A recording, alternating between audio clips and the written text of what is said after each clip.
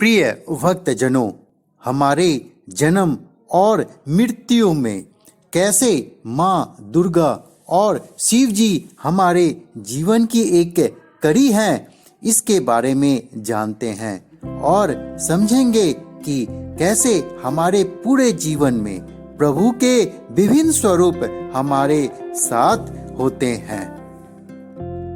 जब आपका जन्म हुआ तो माँ दुर्गा आपके साथ थी।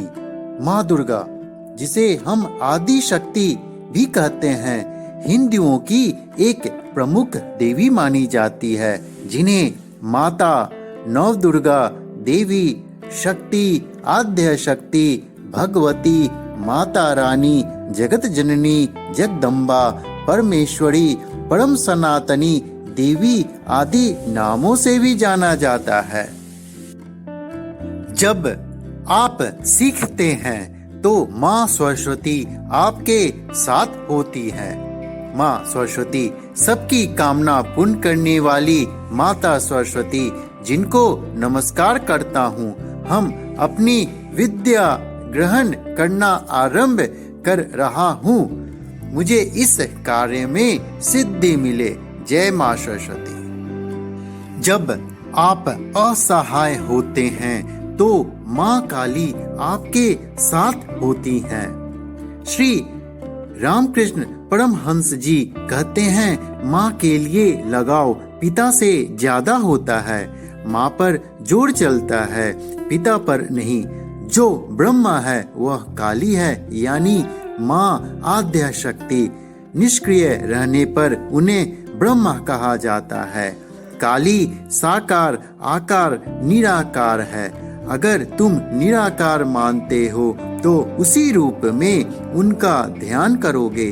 संकल्प के साथ ध्यान करने पर वह खुद बता देंगे कि वह कैसी हैं। वह तुम्हारे पास आकर बात करेंगी, जैसे मैं तुम्हारे साथ बात कर रहा हूँ। विश्वास करो, सब हो जाएगा। जब आपको धन की आवश्यकता होती है तो माँ लक्ष्मी आपके साथ होती हैं। देवी लक्ष्मी माँ स्वच्छता की सराहना करती हैं। वह ऐसे स्थान पर रहती हैं जो हर दृष्टि से अच्छी तरह से साफ सुथरा हो। वह ऐसी जगहों पर रहना पसंद करती हैं जो शांतिपूर्ण, सुंदर और पवित्र वातावरण वाली हो। इसलिए हमेशा साफ सफाई बनाए रखें। माँ लक्ष्मी की चार भुजाएं मानवता के चार लक्ष्यों का प्रतीक है, जिन्हें हिंदू धर्म में अच्छा माना जाता है। धर्म, जिसे नैतिक जीवन की खोज करना। अर्थ, धन की खोज, जीवन के साधना करना। काम, प्रेम की खोज, भावना तक संतुष्टि बनाए रखना। और मोक्ष, आत्मज्ञान की खोज, जिसे हम मुक्ति भी कहते हैं। जब आप अपने जीवन में प्रयोग करते हैं तो भगवान ब्रह्मा आपके साथ होते हैं। सनातन धर्म में ब्रह्मा जी को सृष्टि के सृजनकर्ता के रूप में जाना जाता है। वह त्रिदेव यानी ब्रह्मा, विष्णु और महेश में से एक है। धार्मिक मान्यताओं के अनुसार त्रिदेव के पास सृष्टि के सृजन, संतुलन और विनाश करने का कार्यभार भी है। जब आप निर्माण करते हैं तो भगवान हनुमान आपके साथ होते हैं। कहा जाता है कि जो भक्त सच्ची श्रद्धा से हनुमान जी की पूजा करेगा, उसे भगवान जरूर दर्शन देंगे। इसलिए उन्हें कलयुग का जीवित या जागृत देवता कहा गया है। तुलसीदास जी ने भी कलयुग में भगवान हनुमान की मौजूदगी का जिक्र किया है। तुलसीदास जी को हनुमान जी की कृपा से ही भगवान राम और लक्ष्मण जी के दर्शन। जब आप अधर्म से लड़ते हैं तो भगवान सुब्रह्मण्यम आपके साथ होते हैं। अधर्म, ईश्वर की इच्छा के प्रति समर्पण और अधीनता के बिना किया गया कार्य है। समर्पण करना या ना करना ईश्वर द्वारा हम सभी को दिया गया विकल्प है।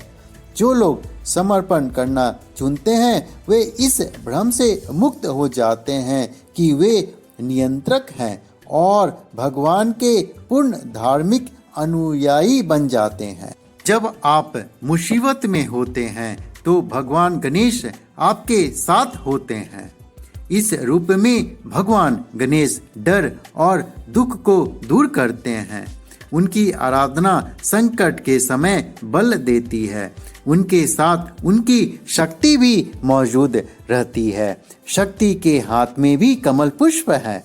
भगवान गणेश जी का एक हाथ वरद मुद्रा में स्थित रहता है। वे शक्तिशाली हैं और हमेशा अंधकार पर विजय प्राप्त करते हैं।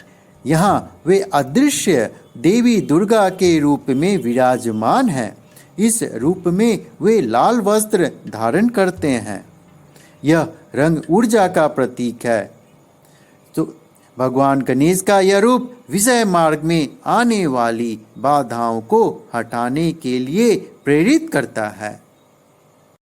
जब आप दुनिया छोड़ेंगे तो भगवान शिव आपके साथ होंगे। बाधाओं से सुरक्षित महसूस करना और स्पष्टीकृत आध्यात्मिक अनुभव करना भी उनकी दिव्य उपस्थिति के सामान्य संकेत हैं।